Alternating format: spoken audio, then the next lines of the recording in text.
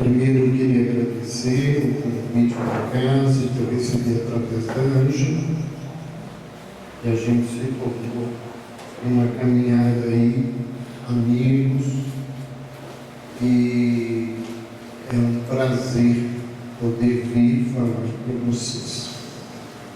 E falar de um tema importante, que é falar sobre saúde na perspectiva da família e dentro de uma visão espiritual. Certamente o que nós vamos conversar com vocês é um pouquinho diferente do que vocês estão acostumados a ouvir sobre família, né? Mas a nossa proposta é que a gente possa trazer uma reflexão mais profunda, realmente que seja saúde dentro da família. Eu costumo dizer que quando a gente fala de saúde, a gente lembra de uma pessoa, mas na verdade a gente tem saúde da família, saúde da comunidade, saúde de uma empresa que trabalha, não é saúde financeira, é saúde mental, é saúde de relacionamento dentro dessa perspectiva. Até que hora eu posso falar? É 8 da noite, 9 horas? Até meia-noite.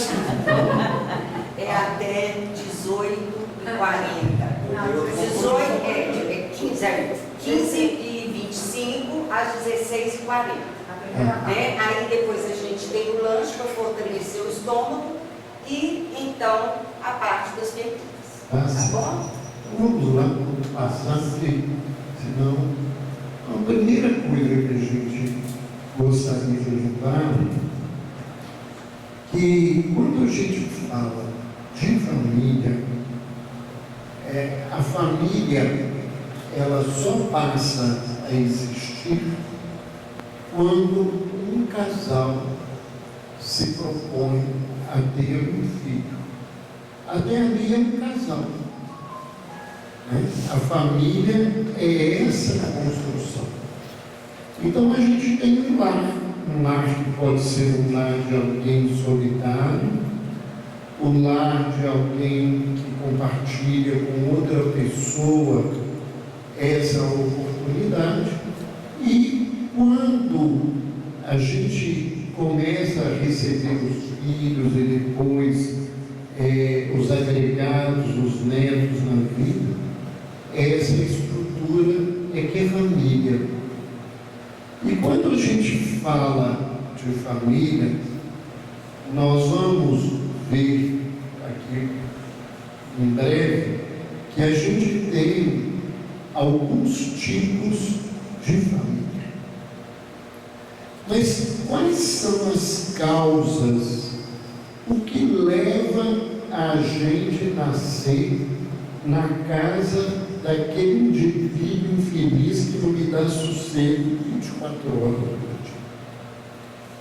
O que é que me faz estar reunido com o Joaquim ou com a Maria dentro de um lar?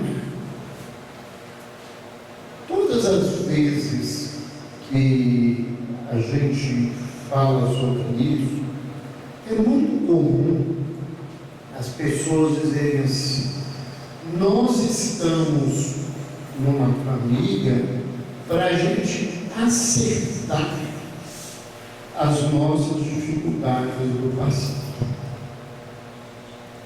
Essa é uma das causas. E quando a gente ouve isso, o que me preocupa é que, vendo dessa forma, a gente vê a família como um desafio difícil e vê as pessoas que estão ao nosso redor como companheiros com os quais nós compartilhamos suas dificuldades. Às vezes, uma família, ela se constrói pela oportunidade real do afeto e se reúnem para ter um trabalho, fazer o bem para a sociedade. E nem sempre aquele indivíduo infeliz que eu tenho que enfrentar 24 horas por dia é alguém que eu conheci do passado. Essa leitura que nós estamos reunidos e reencontrando, ela é muito rasa diante da lei divina. O que a lei divina propõe é uma missão individual. Eu venho à Terra para aprender alguma coisa. E eu devo sair da Terra, voltar para o mundo espiritual, levando alguma coisa nova na minha bagagem. Então, às vezes, o indivíduo que eu me comprometi no passado de uma maneira ruim, essa pessoa já melhorou, às vezes até saiu da terra, nem se lembra mais da gente, a não ser em oração, mas ele está caminhando, mas eu não caminhei. Eu continuo uma pessoa intransigente, impaciente, agressiva, desrespeitosa, abusadora, uma linguagem nova, uma criatura tóxica para os outros. Então, como quem eu deveria reparar o caminho já caminhou, não está precisando de mim para isso, a misericórdia divina nas regras da reencarnação arrumou um indivíduo igualzinho ele, que está precisando da companhia de alguém como eu, para que a gente retome a caminhada e os dois aprendam o que ainda não aprenderam. Então, necessariamente, as pessoas que me trazem um desafio grande, elas não são inimigas ou parceiras ruins do passado. Às vezes elas são só os professores, que a matemática da reencarnação, que é extremamente complexa, me traz para que eu aprenda alguma coisa. Por exemplo, eu tenho que aprender com o alcoolismo. Por quê? Porque eu fui uma pessoa que, além de beber, eu levei muita gente ao vício. E às vezes eu reencarno, eu não vou encontrar a turma minha de boteco, mas eu vou receber alguém que tem envolvimento com o mal, para eu ajudá-lo e sair dessa situação em que eu me encontro. O grande problema do processo da formação e da estruturação da família é que a gente recebe os professores, eles não são muito agradáveis, e a gente começa a criar problemas, em vez de ver neles alguém que nos ensina, a gente vê alguém que nos atrapalha. Ninguém está nessa vida por acaso. Nenhum de nós passa por uma dor ou um sofrimento porque Deus quer. Deus não quer ninguém sofrendo. Nós escolhemos um caminho. A gente poderia ter escolhido o caminho do amor, não escolhemos, fomos para o caminho da dor, e nesse caminho os professores são mais difíceis do que na outra escola que a gente poderia ter passado. Quais são os elementos que estruturam uma família? Então, eu coloquei aqui 3 condições que nos levam a estruturar uma família. A primeira é a fidelidade. E quando eu estou falando de fidelidade, eu não estou falando só de não trair o companheiro ou a companheira com outra pessoa. Eu estou falando de uma coisa muito mais profunda, que é de ser fiel ao compromisso que eu assumo quando eu me reúno com alguém. Porque um dos maiores problemas das famílias, principalmente dos casais, é a fidelidade. É a questão do adultério. E quando a gente fala de adultério, você lembra imediatamente de uma infidelidade na relação. Só se vocês prestarem atenção nos 10 mandamentos, lá tem um mandamento que diz assim: não adulterarás. E tem um outro mandamento diferente que diz: não desejarás a mulher do próximo, o animal do próximo, as coisas do próximo. Adultério não é desejar a mulher ou o homem. Adulterar é ferir um compromisso que eu fiz. E isto é muito mais grave do que às vezes só a questão da traição, né? Por causa de um outro parceiro. Porque você casou com alguém, ou colocar um monte de minhoquinha na cabeça sua, eu sou especializado para isso. Se depois vocês ficarem com a cabeça cansada, a culpa é da Ângela que me trouxe.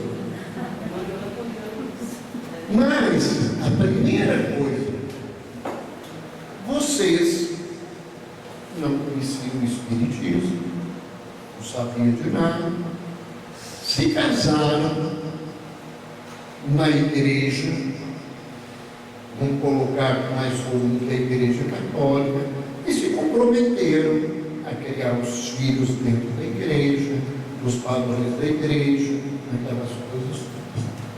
No meio do caminho, um de vocês resolveu ser espírita. Encontrou no Espiritismo esse caminho. E a partir daí, você quer criar os seus filhos no Espiritismo. Você quer obrigar o parceiro ou a parceira a ir ao centro espírita e fazer as coisas porque eu quero e acho que isso é certo. Isso é adulterar. Eu não tenho o direito de fazer isso. Eu tenho que dividir com o outro. Eu tenho que pensar uma solução que respeite o outro. E eu é que tenho que ter cuidado, porque sou eu que estou trocando o contato. Outra coisa, é assim, nós vamos casar, aquela coisa toda. Aí, antes do casamento tudo é bom, né? Não é fácil. Então nós vamos ter 4 filhos. Hoje ainda tem gente perturbada que quer ter 4 filhos. Ele está difícil ter um. Né? Embora eu acho que um quinto sozinho pia demais, mas eu acho que a coisa é complicada. Então, casa E ela está esperando ter os 4 filhos, e de repente você resolve que não quer ter mais os 4 filhos. E se acha com o direito de ter o número de filhos que você quer. De um contrato que tinha 4 filhos. Isso é adultério.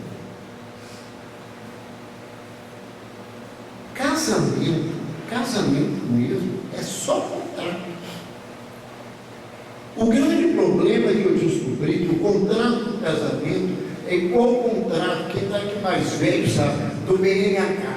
É com aquelas letrinhas pequenininhas que você assim, eu aceito e concordo.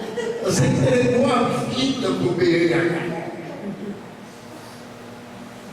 Você não leu nada do contrato.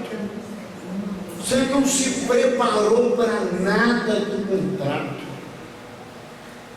E nesse contexto, a coisa vira uma bagunça.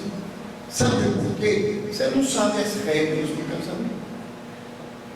O que pode, o que não pode. E casamento, ele começa a criar problema no dia seguinte, depois do casamento. Tem 2 síndromes perigosas que criam problema e a partir daí passa. A primeira é a síndrome da toalha molhada na cama. E a segunda é a síndrome da pasta de dente. Porque você fica com raiva, desculpa a expressão, ela é uma burra, em vez de apertar de baixo para cima, ela aperta no meio. E você briga por causa disso. Você perguntou antes de casar, como que ela exprimia a pasta de dente? Ah, mas isso não tem sentido. Tem, está fazendo raiva, está criando um problema. Ele joga a toalha molhada na cama. Eu nunca me preocupei com isso. Mas você não perguntou para ele se ele sabia colocar. Às vezes ele não sabe nem como é que estende uma toalha. Então, nós começamos a complicar os nossos casamentos porque as pessoas não sabem, não conhecem o outro. Então a primeira coisa que a gente tinha que fazer era um contrato bem feito. Eu vou falar com vocês, se vocês lerem o contrato, a maioria não assina. Não vai fazer igual lá na parede do UOL, de vez em quando o povo assina. Ia todo mundo rasgar, porque é bastante complicado. A segunda coisa que estrutura uma família é cooperação. Não é dividir por 10. Quando a gente fala em cooperar, é ajudar ao outro naquilo que eu sou capaz e possível.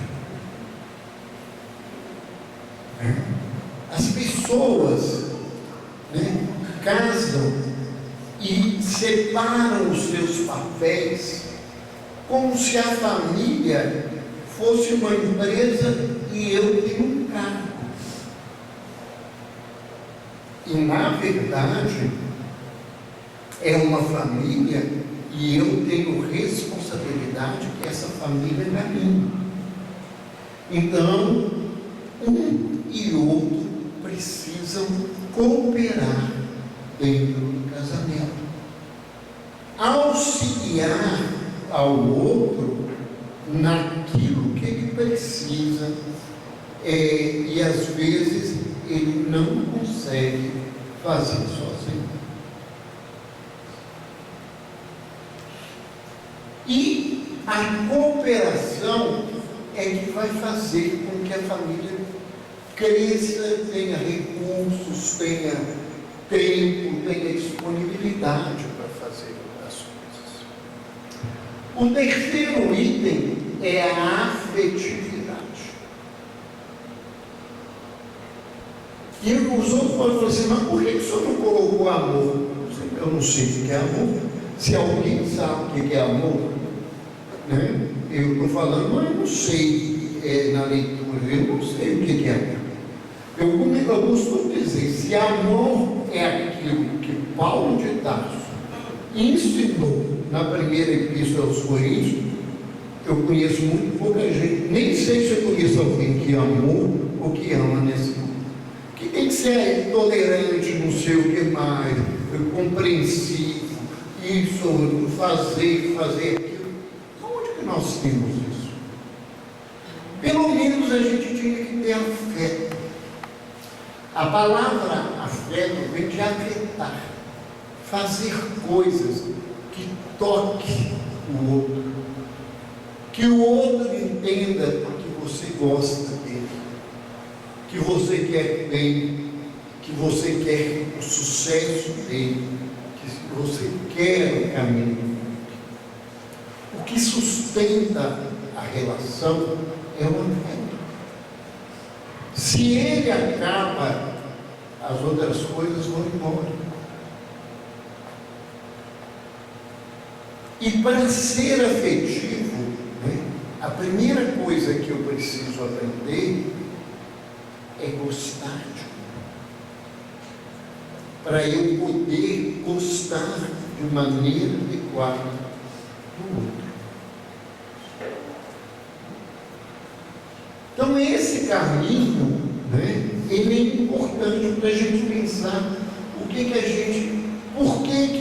o nosso casamento dá bem ou não dá bem nessa caminhada.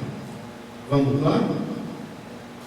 Então a fidelidade, ela define os limites.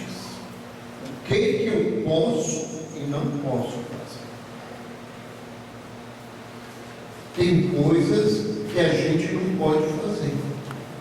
E tem coisas que são tão graves que é como deixar uma peça de porcelana cair e quebrar. Você pode até arrumar cola, mas ela não vai voltar para o lugar. A coisa é que ele não pode arrumar alguém e eu não posso arrumar alguém. Às vezes não precisa ser isso. Uma palavra pode quebrar uma peça de porcelana, um gesto, uma atitude infeliz, é muito mais grave do que a gente acha. Tem coisas que não cabem dentro do casamento. Eu pensar em mim o tempo todo não cabe dentro. Eu tenho que pensar no outro, eu tenho que dividir. Segundo, a cooperação determina os papéis.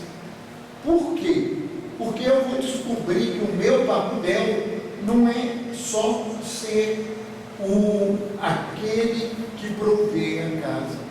O meu papel é de ajudar a cuidar do menino, a trocar uma fralda, a fazer a compra no supermercado, a arrumar a casa quando precisa. O meu papel não é um papel de gênero.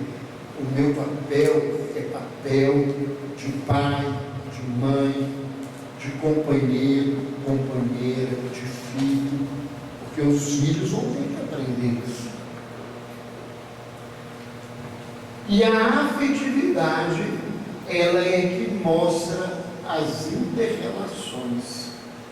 E, infelizmente, isso está bastante contaminado no nosso momento hoje, porque as pessoas estão preocupadas com o seu umbigo e não estão preocupadas com o outro. E é muito difícil, porque família não é uma pessoa, a família é uma estrutura, e só olha aqui, ó, tem 1, 2, 3, 4, 5, 6, 7, 8, 9, 10, 11 homens, a maioria das mulheres, porque os homens não estão preocupados com isso. Infelizmente, a realidade é essa. casamento ele vai se complicando porque as pessoas não estão preocupadas com esse contexto. Pode passar. Então a gente tem a família consanguínea, que é a família que a gente veio, né? Que às vezes são as nossas lutas, porque elas vieram, você pode mandar ela para os tratos, né? Ela continua sendo sua família, né? Não tem jeito. Você pode não gostar da sua mãe, mas ela é sua mãe. Você pode odiar o seu pai, mas ele é seu pai. Você pode não querer ver nunca mais o seu filho, mas ele é seu filho. Isso não tem jeito na vida. E essas relações às vezes não significam ser boas, não. Porque eu fico vendo assim, mas não gostar de mãe. Olha, eu que trabalho com saúde mental, tem um monte de mãe que é muito pior do que o inimigo na vida. Que odeia o filho e protege o outro de uma maneira doente. Nós temos as famílias espirituais, que é as famílias que a gente escolheu, que são os amigos, que são os irmãos que a gente construiu na vida, que é coisa boa, e que é família, de vez em quando briga, acha ruim, falam que não deve, tem que refazer a relação, aquela coisa toda, mas é uma família, né? Então às vezes ela é muito importante na nossa vida. Eu, por exemplo, fiquei sozinho, meu irmão, ele desencarnou com 21 anos de idade, e a minha família são os meus companheiros de doutrina há mais de 40 anos. E os meus filhos aprenderam que os filhos deles são primos, e são primos mesmo, convivem, vivem e somos tios, aquela relação. E eles sempre foram o apoio da gente, meio da Joana, nessa caminhada. Então, às vezes, a família espiritual, né, é a família que a gente escolhe. E é importante, né, porque a outra que a gente não escolhe, que a gente trouxe, né, geralmente tinha uma nota promissória para pagar, e você teve que trazer a nota promissória nessa vez. Ela é alta, você dividiu mal, você deveria ter dividido em várias encarnações e resolveu acertar a conta numa só. E a gente, nesse processo de família consanguínea, você tem relações de provas, de expiação e de missão. Qual que é a diferença de prova e expiação? Prova é alguém que eu estou aprendendo a relacionar ou conviver com aquele desafio nessa caminhada. Não tinha nada a ver comigo. Agora é hora de eu aprender tal virtude. Aí a vida me deu um professor para tal virtude. A gente reclama dos nossos professores porque tem uma matéria que a maioria de nós deve ter pelo menos 2000 anos que a gente não passa na prova, ano nenhum. Eu não sei como é que não jubilaram a gente, tiraram a gente da terra, que chama paciência e tolerância. Então, todo mundo tem um parente que gasta a sua paciência e a sua tolerância. Você pediu para ter paciência. Quem pediu para ter paciência vai ganhar um chato na vida. Ninguém ensina melhor paciência que um chato.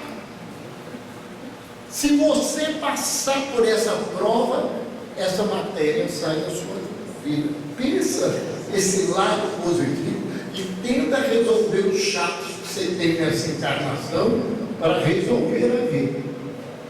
A expiação, né? A relação de expiação são aquelas relações dos desafetos que a gente reencontra. E as relações de missão é que espíritos em melhores condições ou de mútuo afeto, às vezes recebem alguém na família para ajudar e cuidar. Então, às vezes, a gente recebe um filho especial, né? A gente aceita essa prova para ajudar aquele espírito a passar por essa situação, que não é fácil e não é simples.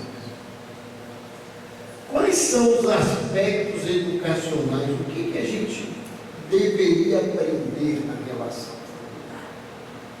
Isso aqui nós só estamos falando de saúde, viu, gente? Não precisa achar que eu estou saindo de saúde, não. Isso aqui que é saúde. Primeiro, os aspectos sociais. As definições de papéis, os limites. A vida quer que a gente aprenda isso. A respeitar o outro, o limite do outro, o meu limite, né? As coisas, as responsabilidades que a gente tem. Os aspectos culturais, né? A família pode nos ajudar a aprimorar o nosso conhecimento.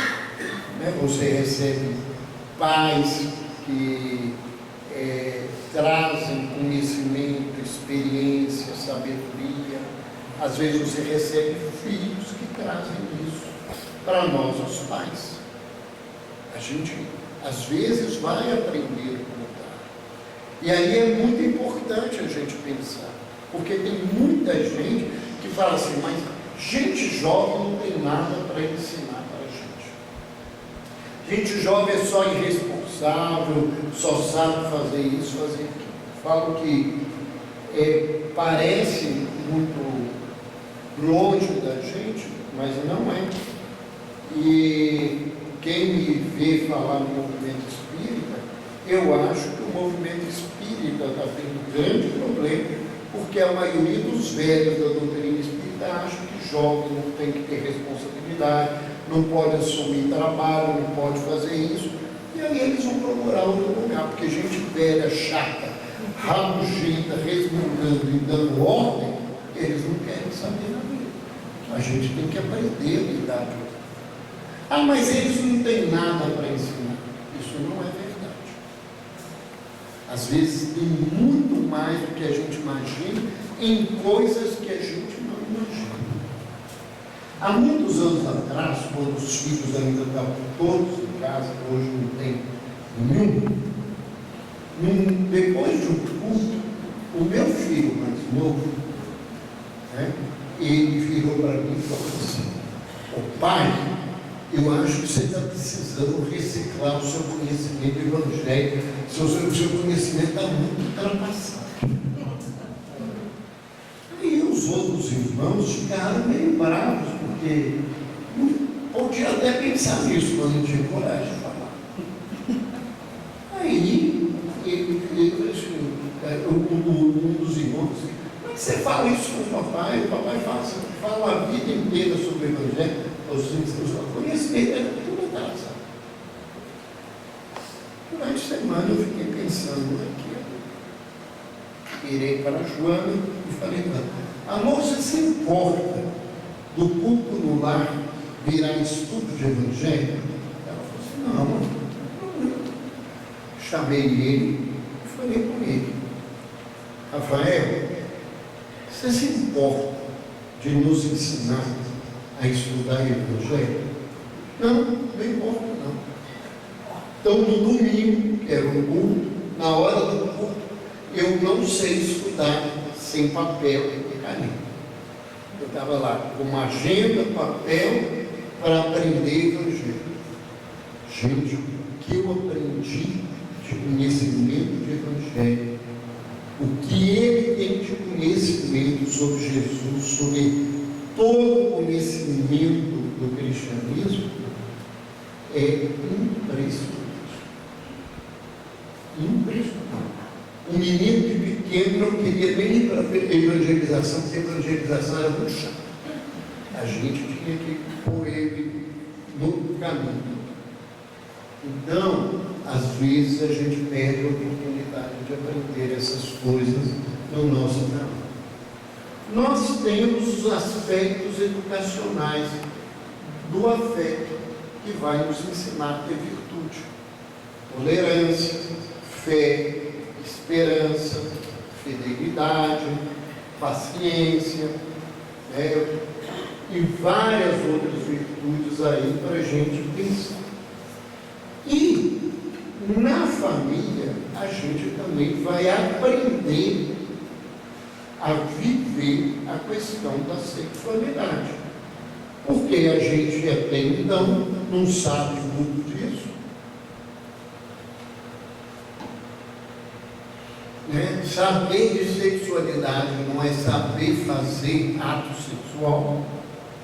Saber de sexualidade é saber, né, respeitar e dar ao outro, que é o meu parceiro, aquilo que ele merece e que eu devo dar a ele na caminhada.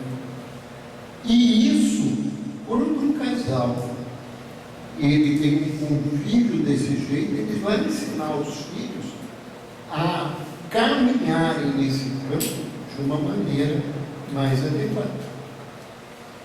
Vamos lá? Quais são as coisas que um casal tem que aprender? Primeiro, compreensão e domínio dos impulsos. Primeira coisa que a gente precisa compreender o outro, né? Aonde ele está, do jeito que ele está. Né? E isso é difícil, às vezes, quando eu vejo a paciência já foi embora. Até porque não foi embora, ela não veio ainda. Né?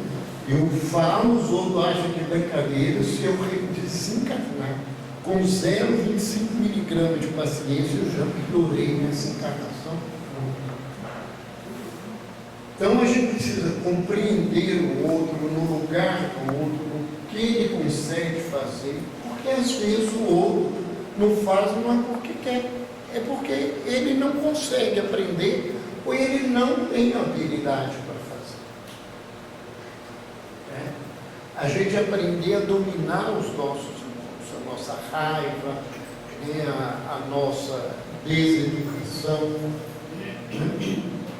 Outra coisa que o casamento deveria ensinar para o casal é a gente formular os nossos ideais. Ideal não é de um, é do casal. E a gente tem que sentar, ouvir, entender o outro e caminhar nesse processo. Estruturar projetos. Né? Tem casal que quer coisas, mas não para organizar. Eu quero uma casa, mas não sentam para ver como é que vai fazer uma casa. Se eu gasto o meu salário e ela gasta o salário dela todo, como é que nós vamos ter uma casa? Nós vamos ter que repensar esse projeto. Isso é importante para a vida. Porque os nossos projetos espirituais, eles também precisam ser repensados. Se eu quero ser uma pessoa melhor, eu tenho que buscar um caminho que me faça ser uma pessoa melhor. E eu tenho que fazer um projeto. Se eu não me organizo para ir para uma reunião de estudo, para participar de um trabalho assistencial, para fazer algo que ele me evolua do ponto de vista espiritual, não adianta eu querer. Né? O ditado não é verdade, querer não é poder. Para poder, eu tenho que fazer isso. Eu, às vezes, tenho que abrir mão das coisas. Aí eu quero que meus filhos aprendam e sejam espíritas. Eu já ouvi muitas vezes isso. Durante muitos anos, eu e a esposa trabalhamos com evangelização. Eu trabalhava com adulto e ela trabalhava com evangelização com as crianças.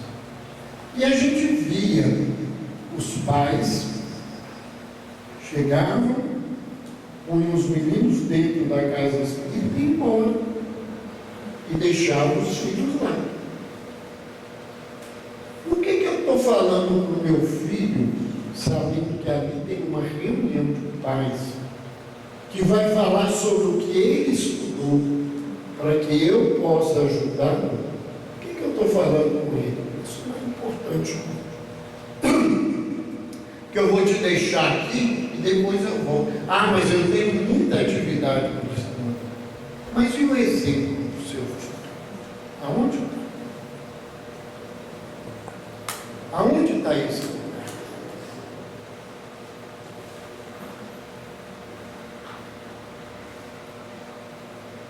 Nós temos que pensar essa coisa. Nós temos que determinar os papéis e os limites dos nossos filhos, os nossos, até onde que pode, não pode, né?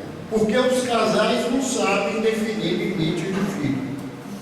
Um passa a mão na cabeça 100%, o outro coca a cabeça 100%. Isso não é papel. Aonde está o meu lugar na educação? Como que a gente vai agir? Como que a gente vai fazer? O que a gente quer para esse filho? Isso tudo depende desse lugar. A gente vai aprender a cumprir metas no casamento, né? Embora não dá tempo ultimamente os casamentos cumprem metas, porque eles acabam antes das metas, né? Eu costumo falar que eu fui padrinho de um casamento e aí eles escolheram um presente muito caro. Quando eu acabei de pagar o presente, o casamento já tinha acabado. Eu brinquei com o pai de um deles, que é um irmão da vida, eu falei assim, eu acho que eu vou lá pegar o presente igual, porque não deu para ir para o casamento. Vou fazer é guardar para coisa. E a gente aprende a capacidade de avaliação e a capacidade de fazer mudança. Porque casamento não é o que eu fiz de contrato, vai ter que ser o resto da vida. Mas para mudar o contrato, não é assim, as duas partes têm que aceitar a mudança. Vamos lá? Quais são os problemas para esse aprendizado? A primeira coisa, a mais clara, imaturidade emocional e moral. Tem pai e mãe que emocionalmente é muito mais novo e muito mais complicado do que filho. Então, se eu sou leviano com a minha relação, com a responsabilidade na vida, eu não vou conseguir fazer o que essa família aprenda. Né?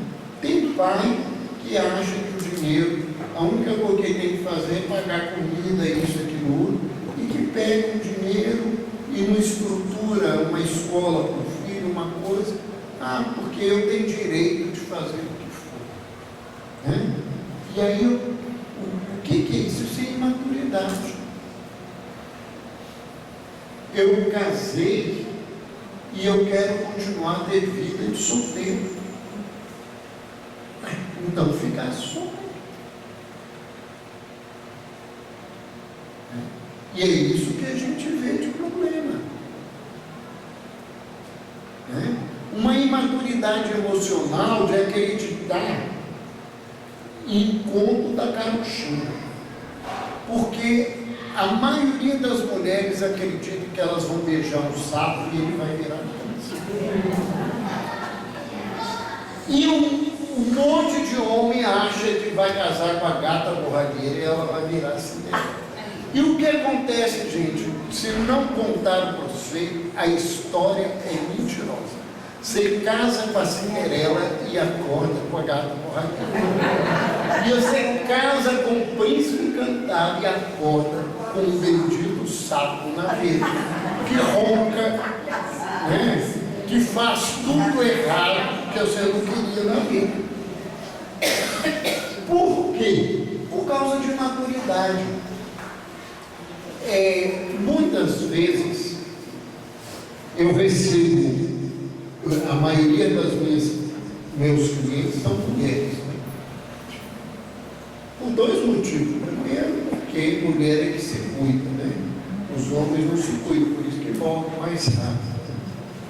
E depois, eu acho que a gente cria uma ligação e uma afinidade muito mais fácil para lidar com as mulheres do que com os homens, porque homem machão, ele é um grande desafio ainda na vida. Falo que não estou nesse lugar, quem me conhece, a outra saiu para ser testemunha. Ela não tem poder perguntar para ela se eu não sou, mas aí fica o lugar. Mas aí o que acontece? Porque eu não aguento ele. Não, o senhor não aguenta, mas por quê? Aquele bebe muito. Quando a senhora casou, ele bebia? Bebia. E por que você casou? Porque eu achei que ia casar, ele ia mudar. Eu falei, minha filha, se casamento acabasse com o alcoolismo, eu ia fazer alcoólatra casar dia sim, dia não, para não ter perigo de ter recaída. Mas tem muita mulher que acredita nisso. Não, é porque casando muda. Muda para pior. Ainda eu ia falar isso, a senhora me ajuda. Muda para pior. Não muda para melhor, não. É igual a gente ficar velho, a gente piora as rabugices todas da nossa vida, né? O idoso vai ficando um rabugento de tudo que ele já era, ele vai ficando pior. Então, a imaturidade emocional dificulta uma estruturação familiar. A moral nem se fala. Pessoas desonestas, pessoas mentirosas, pessoas que têm comportamento desse tipo. Outro é o desconhecimento dos propósitos da relação conjugal e familiar. Casar sem saber por que casou. Por que você casou? Eu casei porque eu acho tão bonito entrar na igreja, vestida de branco, aquela coisa toda. Não, mas você podia ter feito um espetáculo, não precisava ter feito casamento. Era só trabalhar no teatro e pedir para fazer um papel de uma noiva, estava resolvida a vida. Porque, além de gastar dinheiro, não vai dar certo, a coisa vai complicar. Né? Não, eu casei para ter uma companheira. Mentira, casou para ter um empregado. Mas fala isso porque fica bonito, é chique. Fala assim, eu casei para ter uma companheira, né? Não, é ter um empregado que faz isso tudo, que faz as coisas todas.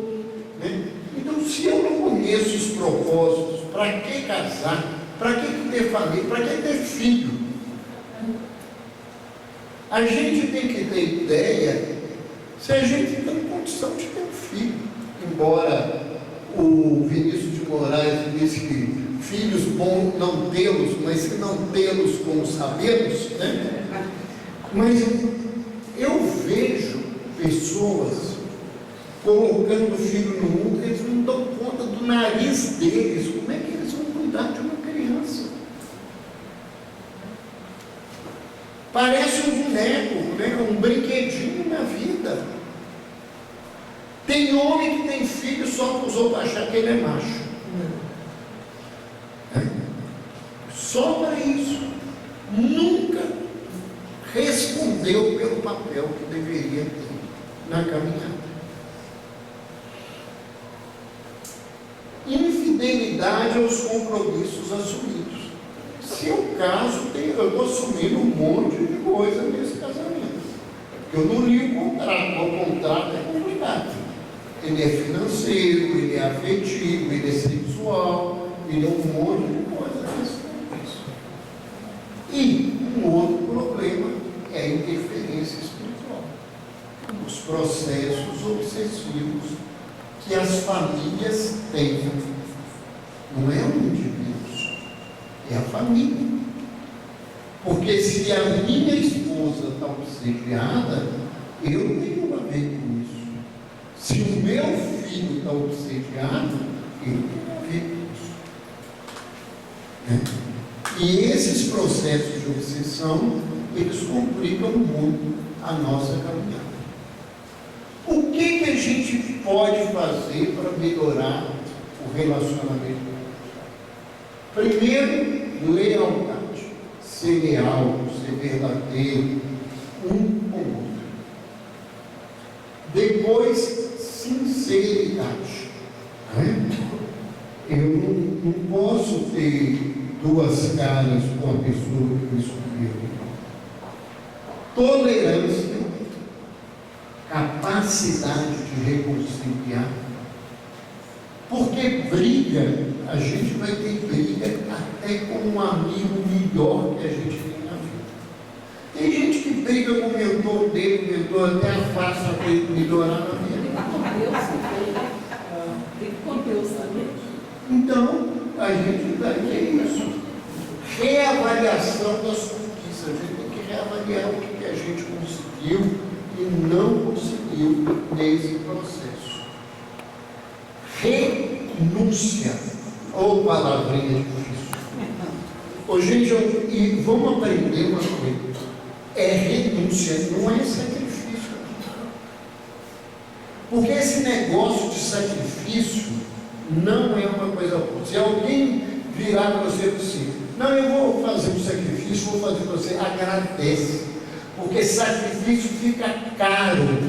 O resto da vida o indivíduo vai te cobrar. Mas quando você precisou de mim, eu fiz isso. Eu fiz isso. E olha, se precisar, eu pulo da janela antes de apanhar. Tem coisa pior dessa história que chama mãe. Porque elas sacrificam os filhos porque querem. E depois cobra caro. O indivíduo foi criado para continuar a caminhada. Ela quer que ele fique na barra da saia dela, fazendo do jeito que ela quer, da forma que ela quer. E reclama, tem uma coisa, eu falei que eu nunca vi uma coisa complicada que uma barriga de 9 meses. Porque eu te carreguei 9 meses na barriga, eu nem sabia que você estava te carregando. É uma cobrança violenta. Olha, vocês podem chorar, porque isso é verdade, é o que vocês fazem. É o que eu ouço todo dia. Isso é sacrifício. Jesus retoma uma fala do Velho Testamento e diz, misericórdia eu quero, sacrifício não. Renunciar é diferente, é consciente. Eu abri mão de uma coisa pelo outro. Eu não tenho direito de cobrar, fui eu que abri mão. Eu que quis ser assim. Então nós temos que pensar, né? Muitas mulheres, as quais eu trato, elas são muito doentes por causa de sacrifício. Né? Por quê? Casou, abriu mão de trabalhar, de fazer as coisas para criar os filhos, fez tudo para que o marido pudesse fazer as coisas, aquela coisa toda. Depois os filhos nasceram, ela abriu mão de tudo isso, de todo esse processo. Aí chega um bendito dia que ela está cansada, ela já fez muito. E aí o que acontece? Os filhos estão no pé. Pior, porque se o marido desse no pé, ia ficar bom, ele aposenta. Se tem uma coisa pior do que marido, é marido aposentado. Que marido aposentado é aquele indivíduo que não tem nada para fazer, então ele vai te encher a paciência 24 horas por dia. Isso aqui está sujo, você não viu não? Ó, a banana acabou, você não vai comprar? Olha, você não fez isso na vida. Aí ela esperava receber alguma coisa. E não recebeu. E como ela abriu mão e não foi reconhecida, ela sente a dor de não receber aquele bolso. E aí começa depressão, câncer de mama, câncer de útero, de ovário, um monte de coisa. Porque a minha mágoa e a minha raiva vai para o meu corpo.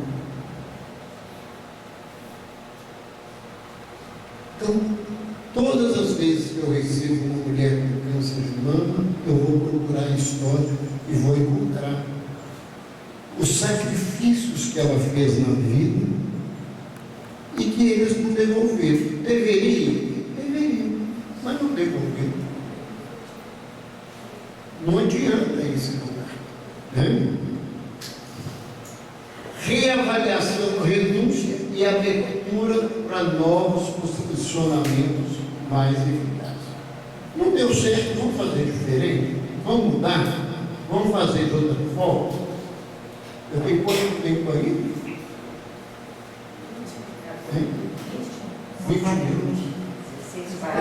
20 minutos. É porque eu tenho um problema, a Angela não avisou vocês. Eu tenho uma doença igual a do Divaldo. O Divaldo disse que ele tinha epilepsia falante. Quando ele entrava na crise, só quando a crise parava, ele parava. Você tem mais 20 minutos. Ainda na crise. Fatores importantes para facilitar a vivência no mundo de transição. Aí está aí, tolerância e paciência, alteridade, cristianização do lar. Não é fazer muito no lar, é o lar ser cristão. Porque não adianta ficar pregando dentro de casa se você não faz. É pior porque as pessoas não vão concordar.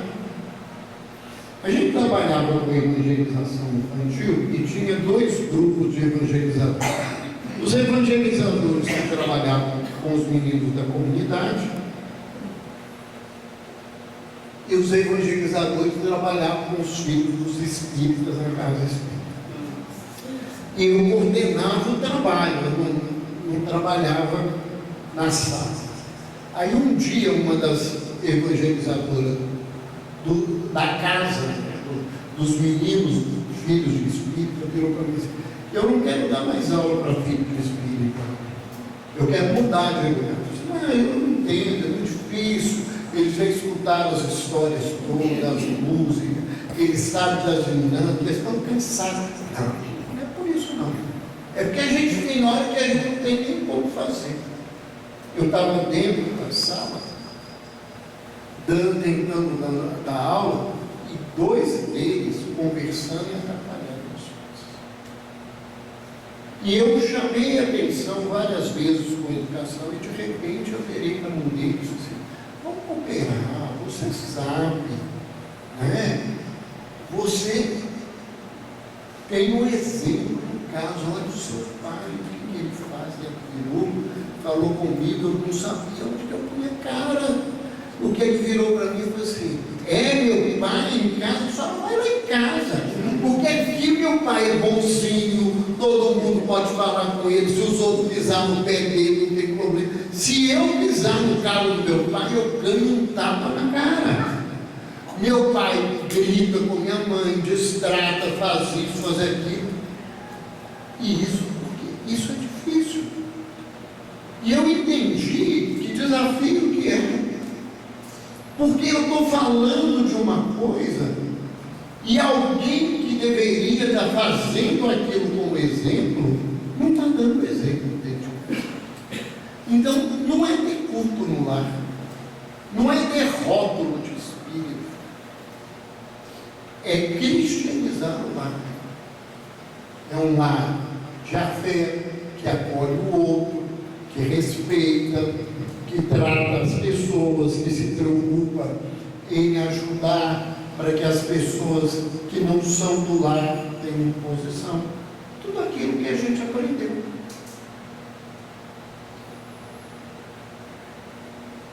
Persistência dos ideais nobres. Né? A gente, o mundo está muito ruim, eu vou fazer igual. Não adianta. Se a gente for fazer igual, as coisas vão só ficar difíceis.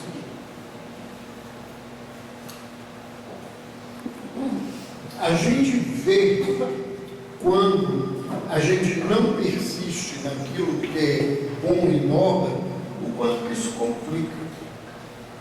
Nós vemos as brigas religiosas, elas existem de todo o tempo. Né? A gente tem uma hipocrisia de achar que a religião é uma coisa. A religião no mundo, na história, é a maior promotora de guerras no mundo. A grande maioria das guerras na história da humanidade foram promovidas ou financeiramente ou ideologicamente pelas religiões. Aí alguém vai virar assim, está bem que eu sou espírita. O espírito não melhorou nada, não. Nessas brigas de ideologia política que tem aí no Brasil hoje, que é uma vergonha, um monte de espírita resolveu virar para um lado, virar para o outro, brigar e falar que tem que matar, que tem que fazer, que tem que prender, que tem que fazer isso. Aonde que nós estamos com o cristianismo da gente? Que princípio nobre que tem aqui nesse lugar? Como é que eu sou hipócrita de falar que eu valorizo a vida porque eu não concordo com o aborto? E eu sou capaz de falar que ladrão bom é ladrão morto, que eu sou a favor de pena de morte. Aonde está meu cristianismo nesse lugar? Que lugar é esse que eu estou falando que eu sou cristão? Qual foi o Cristo que te ensinou isso na vida?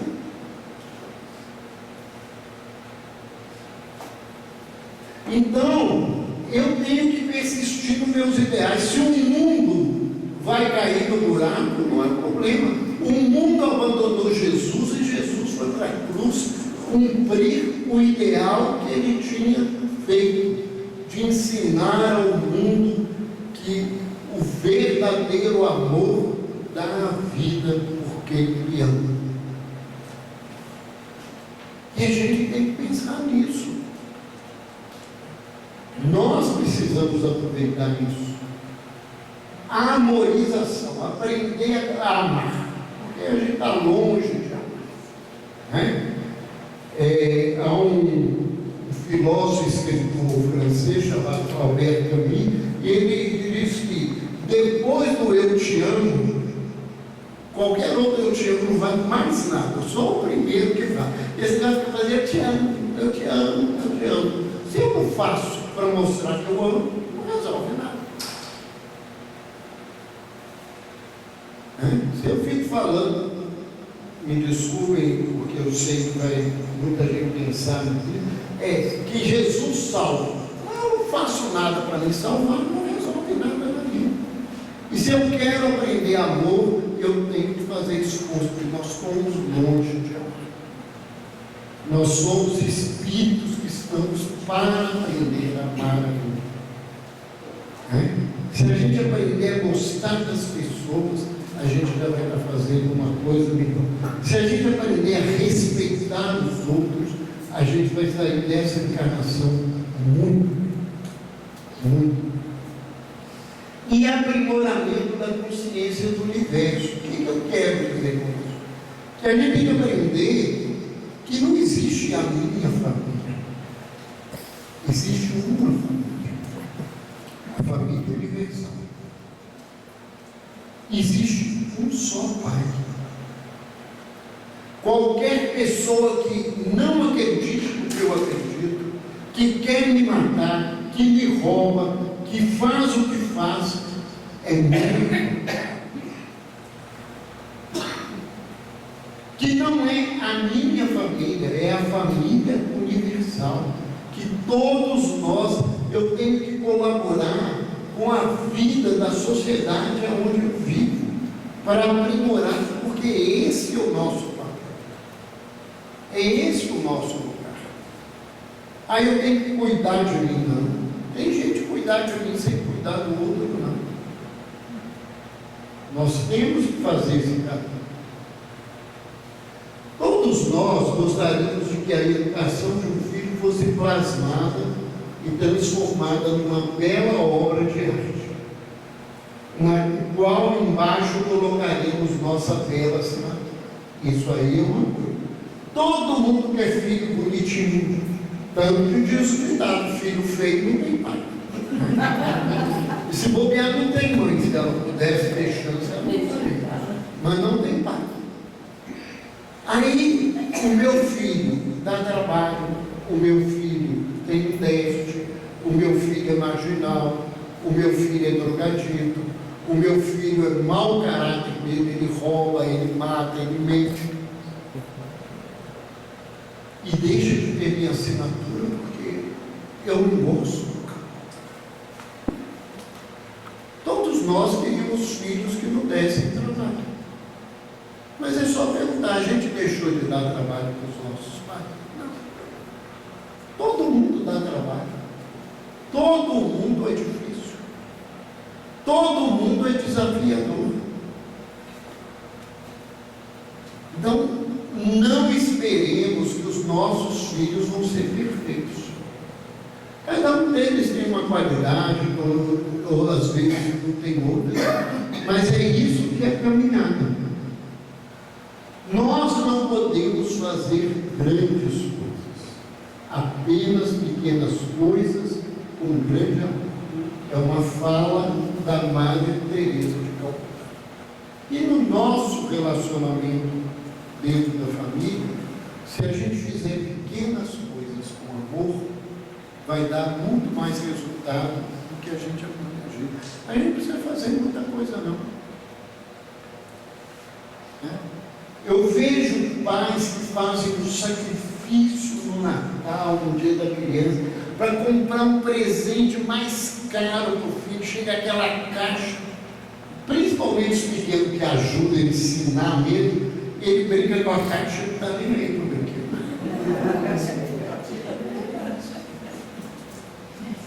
Às vezes, se você tivesse dado só a caixa, ele tinha ficado mais feliz do que você imagina. Às vezes, você não tem que fazer grandes gestos, você não tem que comprar uma joia para dar para sua mulher, para mostrar que ela é importante, né? Se eu sei de vez em quando a gente passa, eu acho uma florzinha assim. Agora ela está aí, se ela depois ela vai me mentir, porque a hora que eu menti ela não estava aqui, então não tem perigo. Mas aí eu pego uma flor e levo uma flor. A gente tem que pensar que às vezes são pequenos gestos que vão fazer a diferença na vida, se eles forem cheios de amor. A tarefa da educação deve começar de dentro para fora, não somente nos comportamentos da moral social, da aparência, os quais produzem efeitos poderosos. Portanto, nada mais seguro do que começar esse processo de educação moral enquanto o novo ser se forma durante a gestação. Certa feita, perguntaram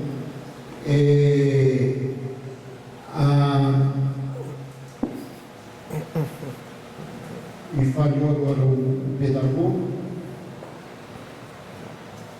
me veio Piaget, mas não é o Piaget, é o professor Kardec, Pestalozzi, né? Alguém perguntou para ele, mestre, quando eu tenho que começar a educação do meu filho? Ela perguntou assim, quantos anos seu filho tem?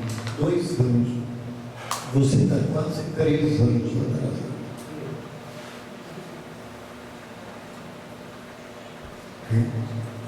A gente tem que educar, né? O ditado é verdade, ele é pequenino que torce o pepino, depois que cresce não adianta mais não. Não adianta mais.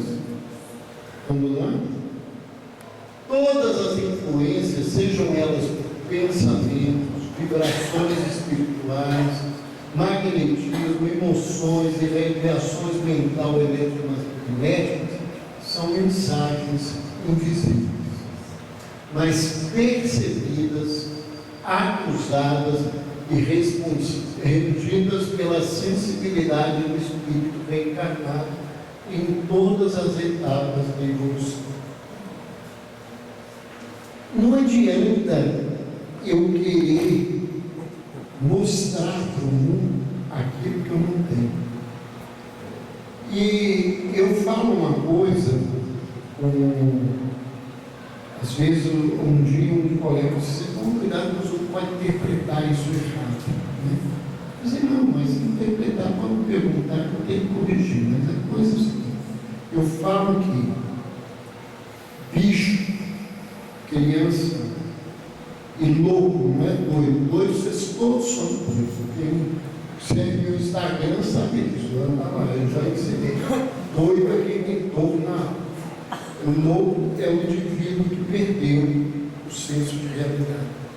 Essas pessoas, só de chegar perto da gente, esse bicho, criança, e eles sabem se a gente gosta deles, sabe se a nossa vibração é boa ou não, sabe se a gente está sendo sincero ou não. Então, não acreditem que vocês enganam crianças.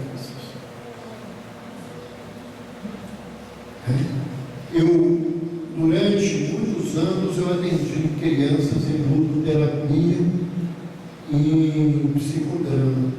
E às vezes os meninos pequenininhos, de 3, 4 anos, viravam de repente e falavam assim: "Meu pai e minha mãe estão brigando. Eu acho que vai dar tudo errado, mas eles falam que está tudo bem." Eles sabem mais do que a gente acha. E as nossas vibrações, elas são sentidas. As mulheres são mais sensíveis que os homens. E geralmente uma mulher descobre uma infidelidade conjugal muito antes de qualquer pessoa chegar perto dela. Sabe por quê? Porque quando você casa, você leva a energia do Roberto para a Joana. E a Joana traz a energia dela para mim. E a gente vai convivendo e entendendo essa energia. Se de repente o Roberto arrumar a Maria, quando ele estiver com a Joana, ela vai perceber que a vibração não é mais a mesma vibração. Mesmo que ele tente fazer tudo para esconder. E vice-versa, pode acontecer. Então, uma mãe, só do filho entrar dentro de casa, ele não precisa falar nada. Ela já pergunta: "O que foi que aconteceu?" "Não, mãe, não tem nada não." "Pode falar, tem alguma coisa que passa." E tem, e aconteceu. "Mas, mãe, eu não falei nada." Não precisa falar. É por isso aqui, é por esse processo. Não. E eu queria dirigir aos pais, homens, porque a gente que trabalha com saúde mental, é realmente muito triste, principalmente sendo um homem, ver o quanto os homens são descuidados com seus filhos, com seus casamentos.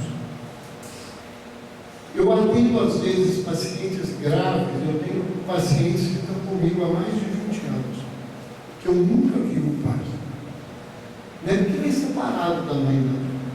Ele nunca foi ao consultório para me perguntar assim: "Ô idiota, o que é aquele cachorro que você trata dele está sentindo?" Nem para isso. É muito triste a gente ver a postura não só imatura, mas desrespeitosa da grande maioria dos homens em relação aos filhos. É muito triste. Embora eu tenha um pai que é o pai e a mãe da vida, porque a mãe é uma cruz na vida dos filhos. Mas o que eu quero que a gente pense é o seguinte: Pai, a tua presença, os teus exemplos, o teu amor são fundamentais.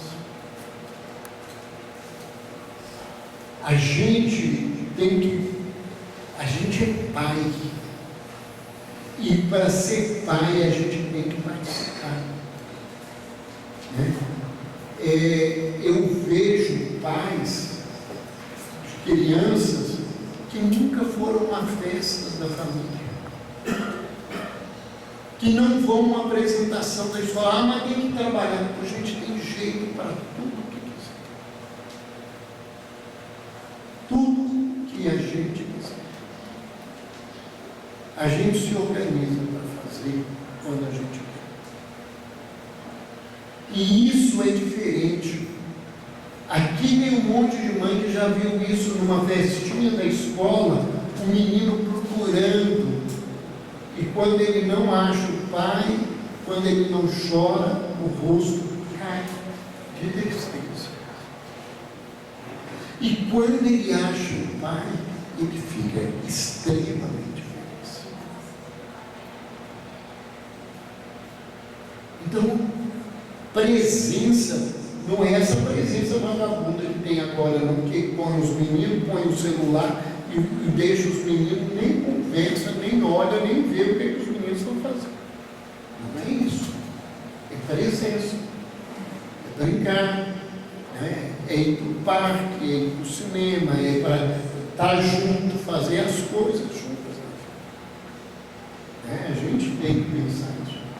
Né? Os pais devem compartilhar a responsabilidade da educação de forma ativa, seguindo o seu desenvolvimento, participando nas decisões que é necessário tomar, desde a fecundação, passando pelo nascimento e por toda a infância. Dessa forma, ir se formando e cimentando o caráter da criança. Nós vamos parar aqui. Não vou ter mais tempo, já vi que eu passei 2 minutos, não vamos deixar, não vamos nem mais me pagar o cachê para trazer